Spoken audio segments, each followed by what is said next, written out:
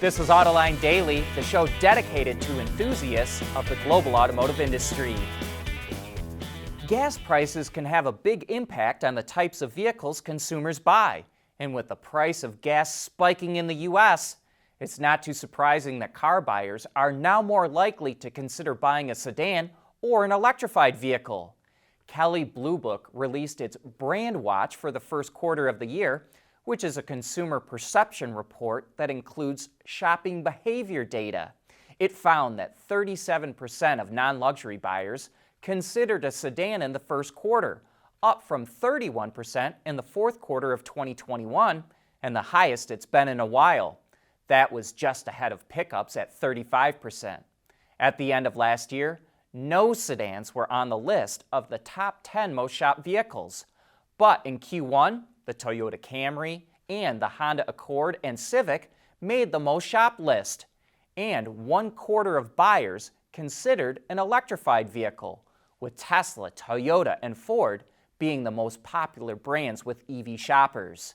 However, SUVs remain very popular.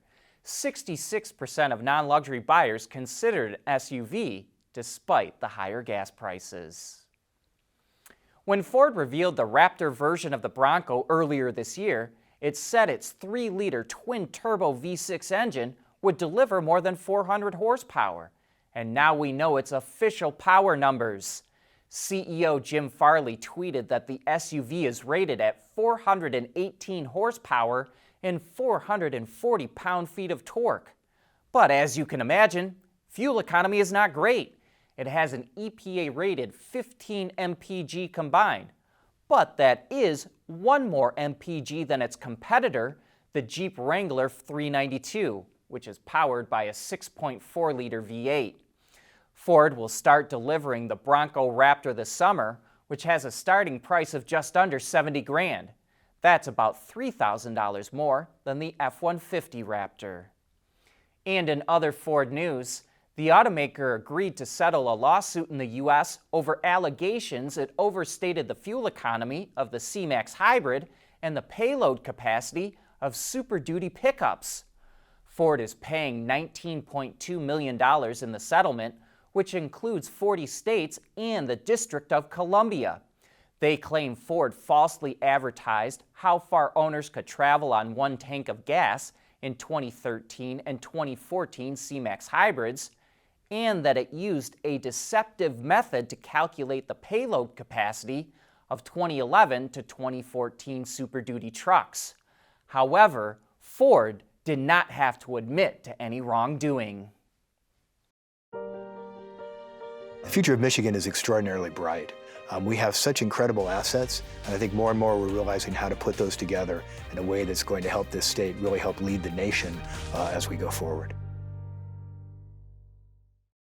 We want to know what drives your testing. OTA, connected car, diagnostics, remote testing. Intrepid Control Systems is here to help you work from anywhere. Intrepid Control Systems, driven by your data. Here's a better look at the all-new Honda CR-V, which it says has increased versatility, a more advanced hybrid system, and more capability. To us, it looks like the styling is more of a refresh with updated front and rear ends, but we'll find out more when it debuts this summer. Buick's first EV from the Ultium platform will be a crossover called the Electra-X. Many of you, I'm sure, will remember the Electra name. It was featured in Buick's lineup from 1959 until 1990.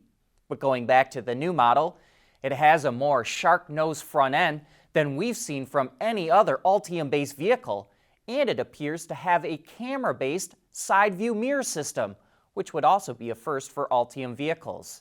And we'd note, from what we've seen, it doesn't have anything in common with the Electra concept that debuted in China almost 2 years ago. The Electra-X will be revealed in early June.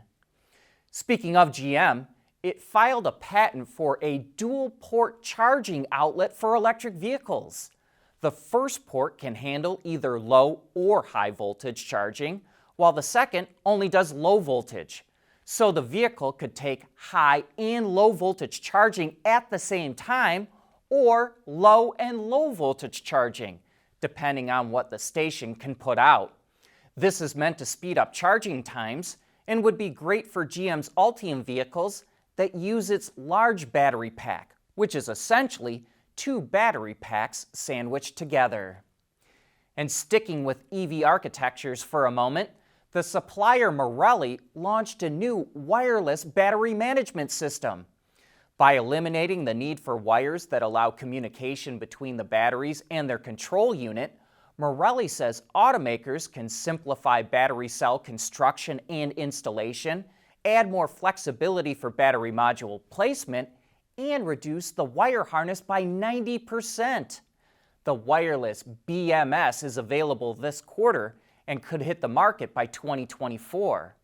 And the name Marelli might sound familiar. Magneti Marelli was the in-house parts supplier for Fiat, then FCA, for many years, before it was sold off in 2018 to merge with Japanese automotive company Calsonic Kansai, which is now just Marelli and one of the largest automotive suppliers in the entire world.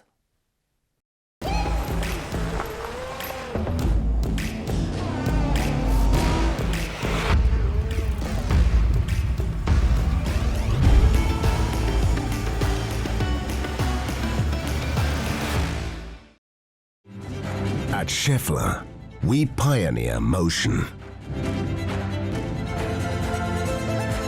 Electrifying mobility, manufacturing smarter, reducing CO2 emissions, making energy production clean. Schaeffler pioneers motion to advance how the world moves.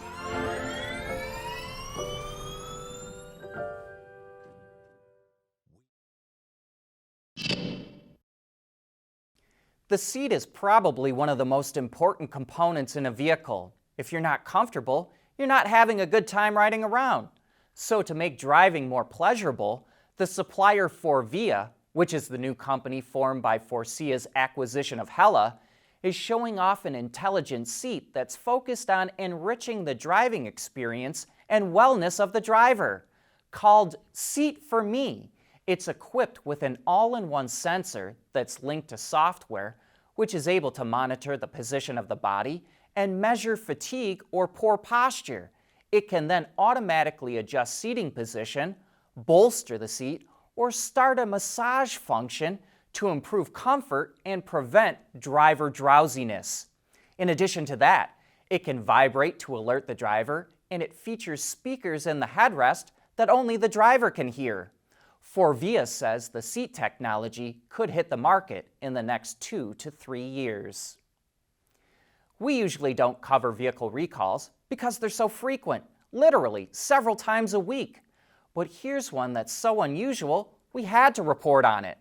Hyundai is recalling 281,000 Elantras and Accents in the US and Canada because the seat belt pretensioner can explode. 3 people have already been injured, 2 in the US and 1 in Singapore. The pretensioner uses a small pyrotechnic device to drive a spool that quickly pulls in all the slack in the seatbelt the instant a collision occurs. But in this case, the pretensioner doesn't just drive the spool, it explodes and can send shrapnel flying into the passenger cabin. Hyundai also had a recall for the same problem with the Venue and the Genesis GV70 and GV80. Battery recycling keeps making progress. BMW is teaming up with the Chinese company YU to recycle used batteries from EVs. YU will extract nickel, cobalt, and lithium and deliver them to BMW, which will use the materials to make new batteries. It says this will reduce the carbon footprint of those raw materials by 70% compared to mining them straight out of the ground. Since there aren't that many used EV batteries for them to recycle right now, they're going to start with used batteries from forklifts. And a programming note here. There will not be a new Autoline After Hours show this Thursday, as John and Gary have decided to take an extended Memorial Day weekend. But they'll be back next week with 4 entrepreneurs who were voted as the most innovative automotive startup companies, and the technology they've developed will make your jaw drop. But that brings us to the end of today's show. Please like, comment, and/or subscribe.